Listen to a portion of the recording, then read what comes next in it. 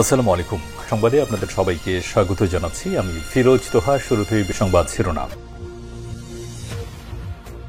বাংলাদেশের সর্বশেষ গুরুত্বপূর্ণ আপডেট সংবাদে আপনাকে স্বাগত। শুরুতেই সংবাদ শিরোনাম, পরে বিস্তারিত। প্রথমেই জানাবো, বিমানবন্দরে জনদুর্ভোগ সৃষ্টি, যুক্তরাজ্য বিএনপির সভাপতিকে সতর্ক করল বিএনপি।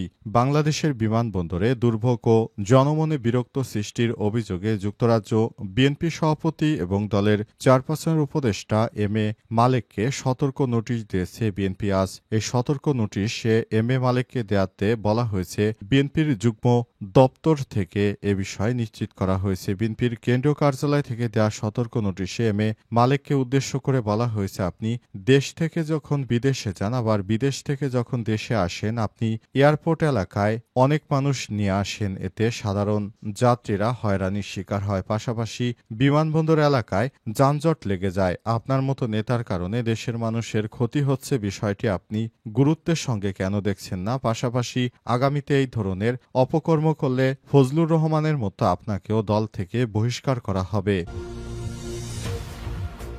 এরপর জানাবো, ব্রেন টিউমারে আক্রান্ত চিত্রনায়ক ইলিয়াস কাঞ্চন। নিরাপদ সড়ক চাই নিশ্চা আন্দোলন প্রতিষ্ঠাতা ও খ্যাতিমান চিত্রনায়ক ইলিয়াস কাঞ্চনের ব্রেন টিউমারে আক্রান্ত হয়েছে। বর্তমানে তিনি লন্ডনে চিকিৎসাধীন রয়েছেন। এদিকে জিয়াউদ্দৌনে লেকে এবার মাছের পোনা ছাড়ল আমরা বিএনপি পরিবার।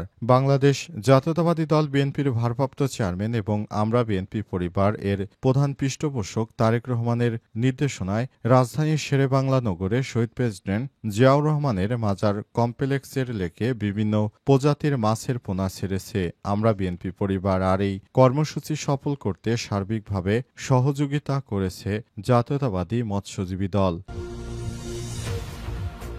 এদিকে ভারতে প্রধান উপদেষ্টার অসুররূপে উপস্থাপন অসম্মানজনক বললেন ধর্ম উপদেষ্টা। সম্প্রতি ভারতে বাংলাদেশের সরকার প্রধান উপদেষ্টা অধ্যাপক ড মোহাম্মদ ইউনূসের অসুররূপে প্রতিমা উপস্থাপন অত্যন্ত নিন্দনীয় এবং অসম্মানজনক বলে মন্তব্য করেছেন অন্তর্বর্তীকালীন সরকারের ধর্ম উপদেষ্টা ড আফম খালিদ হোসেন। এবং সর্বশেষ জানাবো, সেনাবাহিনীর ৪০০ সদস্য পাহাড়ে শহীদ হয়েছে, কেউ খবর রাখে না। নয়াদিগন্ত স্পেশাল টকশো অনুষ্ঠানে বললেন রাওয়া প্রেসিডেন্ট। ১৯৭১ সাল থেকে এ পর্যন্ত পাহাড়ে বিভিন্ন বিচ্ছিন্নতাবাদী সশস্ত্র সংগঠনের হামলায় বাংলাদেশ সেনাবাহিনীর অন্তত ৪০০ জন সেনা সদস্য পাহাড়ে শহীদ হয়েছে। এই সব খবর কেউ রাখে না, এমনটাই নয়াদিগন্ত স্পেশাল টকশো অনুষ্ঠানে জানিয়েছেন রাওয়া প্রেসিডেন্ট। তিনি বলেছেন, বাংলাদেশটাকে এভাবে অস্থিতিশীল করার জন্য পাহাড়ে এসব সন্ত্রাসীরা প্রতিনিয়ত অরাজক পরিস্থিতি তৈরি করছে। এদের বিরুদ্ধে আমাদেরকে সোচ্চার হতে হবে। প্রিয় দর্শক, এতক্ষণ শুনছিলেন সংবাদ শিরোনাম, এবারে বিস্তারিত। তবে তার আগে বন্ধুরা, অনুরোধ থাকবে এই সংবাদটিতে একটি লাইক দিন। এই চ্যানেলে আপনি নতুন হয়ে থাকলে আমাদের সংবাদটি দেখতে দেখতে চ্যানেলটি সাবস্ক্রাইব করে রাখুন। কমেন্ট করে বন্ধুরা আপনার মূল্যবান মতামত জানিয়ে দিন আপনি বিশ্বের কোন দেশ থেকে বা বাংলাদেশের কোন স্থান থেকে আমাদের সংবাদটি দেখছেন এবং শুনছেন। আর বন্ধুরা, এই সংবাদটি আপনার সোশ্যাল মিডিয়া ফেসবুকে শেয়ার করে বন্ধুদেরও দেখার সুযোগ করে দিন। গাজা যুদ্ধে আপনি যদি নিরীহ ফিলিস্তিনিদের ভালোবেসে থাকেন, কমেন্টে ইয়েস লিখে বিশ্ববাসীকে জানিয়ে দিন। এবারে বিস্তারিত। বিমানবন্দরে জনদুর্ভোগ সৃষ্টি, যুক্তরাজ্যের সভাপতিকে সতর্ক করল বিএনপি। বাংলাদেশের বিমানবন্দরে দুর্ভোগ এবং জনমনে বিরক্তি সৃষ্টির অভিযোগে যুক্তরাজ্য বিএনপি সভাপতি এবং দলের চেয়ারপারসনের উপদেষ্টা এম মালেককে সতর্ক নোটিশ দেওয়া হয়েছে। বুধবার এক সতর্ক নোটিশে এম মালেককে দেওয়া হয়েছে বলে বিএনপির কেন্দ্রীয় দপ্তর সূত্র থেকে জানা গেছে। কেন্দ্রীয় বিএনপির কার্যালয় থেকে দেওয়া সতর্ক নোটিশে এম এ মালেকের উদ্দেশ্য করে লেখা হয়েছে যে, আপনি বিদেশ থেকে দেশে আসা যাওয়ার সময় হযরত শাহজালাল আন্তর্জাতিক বিমানবন্দর বা সিলেট ওসমানী বিমানবন্দরে আপনাকে স্বাগত ও বিদায় জানানোর সময় অসংখ্য লোক সমাগম করেন, যা অপরিণামদর্শী কাজ এবং এতে জনদুর্ভোগ তীব্রতা হয়। আপনার অবিবেচনাপ্রসূত এই কর্মকাণ্ডকে বিমানবন্দরে অসংখ্য যাত্রীকে বিড়ম্বনা ও কষ্টকর পরিস্থিতির মধ্যে পড়তে হয়। ইতঃপূর্বে আপনি বিমানবন্দরে মাত্রা অতিরিক্ত লোক সমাগম ঘটিয়ে বিমানবন্দর এলাকার আশপাশে সড়কগুলোতে তীব্র যানজট সৃষ্টি করেছেন। দলের একজন দায়িত্বশীল নেতা হিসেবে আপনার এই ধরনের লোক সমাগম সাংগঠনিক নীতির পরিপন্থী, যা জনমনে বিরূপ প্রতিক্রিয়া সৃষ্টি করে। নোটিশে আরও বলা হয়েছে, আপনাকে নির্দেশক্রমে জানানো যাচ্ছে যে এখন থেকে আপনার দেশে আসা ও বিদেশে যাওয়ার সময় বিমানবন্দরগুলোতে জনদুর্ভোগ সৃষ্টি করে লোক সমাগম ঘটালে আপনার বিরুদ্ধে বিএনপি ব্যবস্থা গ্রহণ করবে। নিজের পদকে যদি টিকিয়ে রাখতে চান তাহলে আপনি যে ধরনের কর্মকাণ্ড করছেন, এই ধরনের কর্মকাণ্ড আসলে বিএনপি কখনো বরদাস্ত করবে না। সুতরাং আপনাকে বলে দিতে চাই, আপনি এই ধরনের কাজ থেকে খুব শীঘ্রই বেরিয়ে আসেন, তা না হলে আপনার বিরুদ্ধে বিএনপি যে কোনো সময় সাংগঠনিক ব্যবস্থা গ্রহণ করবে। তারপর বিএনপির নেতা ফজলুর রহমানের মতো তারপর কেঁদে বুক ভাসাবেন, কিন্তু দলীয় পদ আর ফেরত পাবেন না। সুতরাং এখনই আপনাকে সতর্ক করা হচ্ছে, আপনি এই ধরনের কাজ থেকে নিজেকে বিরত রাখুন এবং সর্বোচ্চ বিরত রাখার জন্য চেষ্টা চালিয়ে যান। ব্রেন টিউমারে আক্রান্ত চিত্রনায়ক ইলিয়াস কাঞ্চন। চিত্রনায়ক ইলিয়াস কাঞ্চন ব্রেন টিউমারে আক্রান্ত হয়েছেন।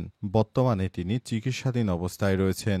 আজ গণমাধ্যম সূত্র থেকে বিষয়টি জানা গেছে। ইলিয়াস কাঞ্চন, যিনি বাংলাদেশের একজন খ্যাতনামা চলচ্চিত্র আর্টিস্ট, তিনি বাংলাদেশকে ভালো ভালো সিনেমা উপহার দিয়েছেন। বর্তমানে তিনি নিরাপদ সড়ক চাই আন্দোলনের প্রধান ব্যক্তিত্ব। তিনি বাংলাদেশটাকে সাজিয়ে তোলার জন্য কাজ করছেন। অন্তর্বর্তীকালীন সরকারের প্রধান উপদেষ্টা ক্ষমতা আসার পর ইলিয়াস কাঞ্চন একটি নতুন রাজনৈতিক দল গঠনের প্রক্রিয়া হাতে নিয়েছিলেন, কিন্তু ইলিয়াস কাঞ্চনের ব্রেন টিউমার হয়েছে। অবশ্যই সেই বিষয়টি জানা গেছে। বিষয়টি খুবই দুঃখজনক একটি ব্যাপার যে তার মতো একজন আর্টিস্টের বড় ধরনের এই রোগ হয়েছে। তিনি সবার কাছে দোয়া চেয়েছেন তিনি যেন সুস্থ হয়ে ফেরত আসতে পারেন, সেজন্য সবার প্রতি তিনি দোয়া চেয়েছেন। আজ জাতীয় প্রেস ক্লাবে জহুর হোসেন চৌধুরী হলে জাতীয় নিরাপদ সড়ক দিবস 2025 উপলক্ষে আয়োজিত সংবাদ সম্মেলনে এই তথ্য জানান ইলিয়াস কাঞ্চনের ছেলে ও নিশ্চার ভারপ্রাপ্ত চেয়ারম্যান মিরাজুল মঈন জয়। কানাডা থেকে ভার্চুয়ালি দেওয়া বক্তব্যে তিনি তার বাবার সুস্থতার বিষয়টি জানান এবং দেশবাসীর কাছে তিনি দোয়া চেয়েছেন। জিয়া উদ্যানে লেকে এবার মাছের পোনা ছাড়ল আমরা বিএনপি পরিবার। বাংলাদেশ জাতীয়তাবাদী দল বিএনপির ভারপ্রাপ্ত চেয়ারম্যান এবং আমরা বিএনপি পরিবারের প্রধান পৃষ্ঠপোষক তারেক রহমানের নির্দেশনায় রাজধানীর শেরেবাংলা নগরে শহীদ প্রেসিডেন্ট জিয়াউর রহমানের মাজার কমপ্লেক্সের লেকে বিভিন্ন প্রজাতির মাছের পোনা ছেড়েছে আমরা বিএনপি পরিবার। আর এই কর্মসূচি সফল করতে সার্বিকভাবে সহযোগিতা করেছে জাতীয়তাবাদী মৎস্যজীবী দল।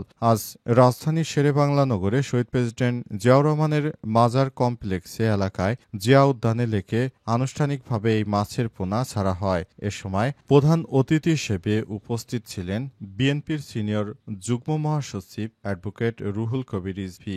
বিশেষ অতিথি হিসেবে ছিলেন বিএনপির কোষাধ্যক্ষ এবং আমরা বিএনপি পরিবারের নেতৃত্ববৃন্দরা। তারা জানিয়েছে, আমরা আগামীতে ক্ষমতায় গেলে দেশের উন্নয়নের জন্য আরও নানাভাবে বিভিন্ন পদক্ষেপ গ্রহণ করব। আমাদের নেতা তারেক রহমান লন্ডনে বসে তিনি বাংলাদেশকে সুষ্ঠুভাবে পরিচালনা করছেন, তিনি দলের নেতৃত্ব দিচ্ছেন এবং তার নির্দেশে আমরা এই মাছের পোনা ছেড়েছি। আমরা মনে করি তারেক রহমান খুব শীঘ্রই দেশে এসে দেশের হাল ধরবেন। নতুন বাংলাদেশ গড়তে তিনি বদ্ধপরিকর। এই মাছের পোনা ছেড়েছি, আবার বিএনপি ক্ষমতা এলে দেশজুড়ে 20 কোটি গাছ লাগানো হবে ইত্যাদি নানা বিষয় তারা কথা বলেছেন। লন্ডন থেকে ভার্চুয়ালি যুক্ত হয়ে বিভিন্ন নির্দেশনা দিচ্ছেন বিএনপির ভারপ্রাপ্ত চেয়ারম্যান তারেক রহমান।